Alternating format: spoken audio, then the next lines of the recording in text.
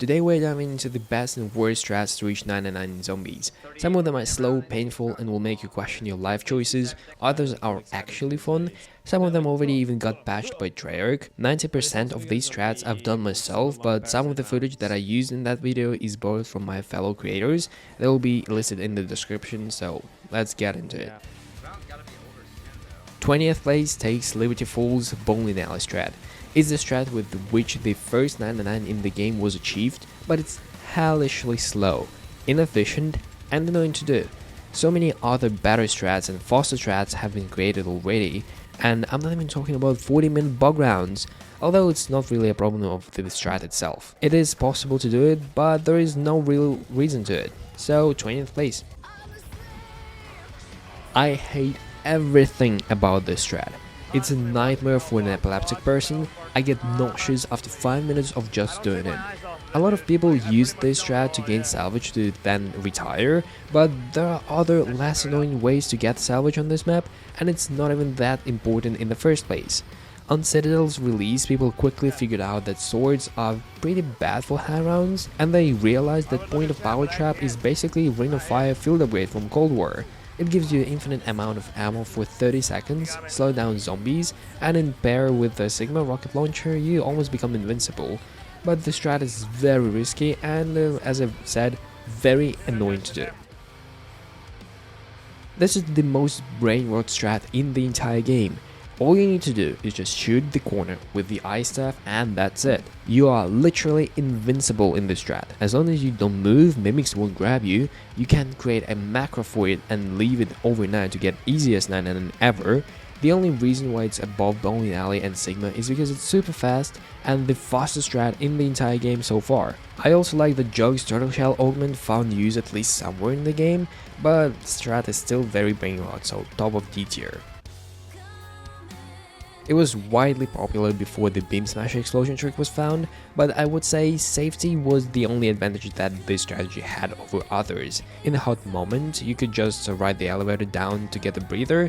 People use it to gain salvage, but as I already said before, salvage is overrated and better strats were created later. Maybe I have something against elevators, but I think it's fair. Strat didn't stick around for very long, but it's pretty safe and you can escape there by going up the rope if needed. Strat is still useful for toxic rounds if you do the Doppleghast Strat, that we will cover later. Everyone knows it and I think many of you used it. It's the best way to grind cameras as every kill that is made by this trap counts as a headshot towards weapon progression. For high rounds though, it's not that good. It's slow, a bit annoying as you have to deal with parasites from time to time, and boring because you AFK 80% of the time. I used it when Citadel came out before the devs even buffed the swords, because I was boycotting against Sigma spam. Thanks to Melee Macchiato, you regenerate your health with every swing and the sword restores a portion of your armor with every swing. You're almost invincible on early rounds, but needless to say, it was pretty slow and stopped working in the early hundreds. This is a better version of Light Sword Strat that was discovered after the sword buff. It is faster, more efficient and good against amalgams, but still not fast enough and also very risky to do after you enter round 100. Pretty satisfying to do though. It is a major improvement over Bowling Alley Strat, and a lot of people told me that they like doing it, but I hate it for several reasons. First of all, you only use score streaks when enemies drop them, which makes it a bit inconsistent as you depend on how lucky you are with drops. Second is that manglers and abominations will often knock you off the roof and you'll lose around 30 seconds trying to get back, which is annoying. And I don't like something about the jet gun. I don't know what it is, but yeah, I can't use it properly. Deserved 12th spot in my opinion. Strat automatically loses points for me if it involves using injections, and on Citadel, you can start spamming them as soon as you're able to afford your first one. The only way you can go down here is either while using Casimirs or if you have poor memory like me and just forget to craft the next injection. I didn't craft Mutant Injection! I didn't craft Mutant Injection!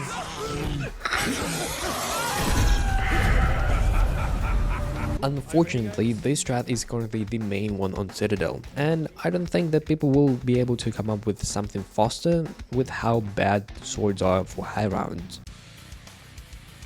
It really hurts me to put it that low on the list, but it's the harsh reality. From 2 spawns, Trek made it a 3.5 spawn, which slowed down the strat a bit. It made it a bit harder to use Beam Smasher there as well, and using injections in that room is not that satisfying anymore. The main problem is manglers that take forever to get to you here. I swear, sometimes I felt like they just were playing hide and seek with me. This strat was introduced by Sulky when the map was released. It was a pretty fast free spawner with a pretty easy setup. All you needed was the door in the main square close and the window buffer. This strat is not that bad, but it becomes harder to deal with zombies and especially toxic zombies on later rounds. Plus, a better strat was found almost the next day after it, so deserved top place of B tier, I think. Tomb had many different strats, but all of them took place in the same stamina room, so I didn't think of that I should list every single one. I decided to mention the best currently used one. It's called No Diddy because it prevents mimics from harassing you by standing at this corner and placing energy mines. It's fast, efficient, doesn't rely on injections, fun, but gets boring pretty soon, and for that reason I can't put it any higher. That's our first bad strat on the list. You see, on Tomb's release, everything that you were holding in your hands was affecting the damage of the Ice Stat's charge ability. With hand cannon in hands, you could melt special and even elite enemies in milliseconds. Unfortunately, it got patched only after several people reached 99 there, and the community decided to call this strat not legit, so all those records were voided. Poor Insomnia had to suffer through this map twice, and in my opinion, it's bullshit, because on contrary to what some people say, this strat is harder than No Diddy Strat, and then actually requires some skill to do it, because you need to time everything well to hold the hand cannon and not die, but what done is done, so 5th place. It was so good. So if you saved and quit after opening Wonder Weapon room on Terminus, all outside spawns would disable, leaving only 2 working zombie spawns and only 1 in max ammo rounds. Unfortunately, the Beam Smasher trick was not discovered yet, so we didn't get to know the full potential of the strat, but it was pretty good. The only downside again was manglers that had troubles with pathfinding, which slowed down the speed a lot. It's an improved version of Sigma Spam, and I personally didn't try it, but I enjoy using the War Machine, so I assume spamming the Infinite War Machine is even more fun. As I mentioned before, Point of Power Trap gives you infinite amount of ammo for 30 seconds, and it works with score streaks too.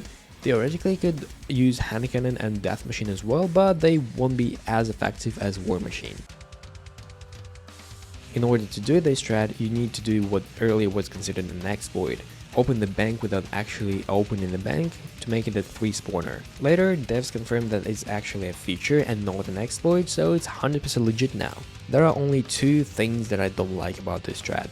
Jetgun and zombies getting stuck in this barrier, which forces you to use either Casimir's, insta-kills or mutant injections to get them unstuck. There is no crafting table inside, so you have to run out every time you need to craft an injection, which is also not very cool, but overall it's very fast and somewhat fun.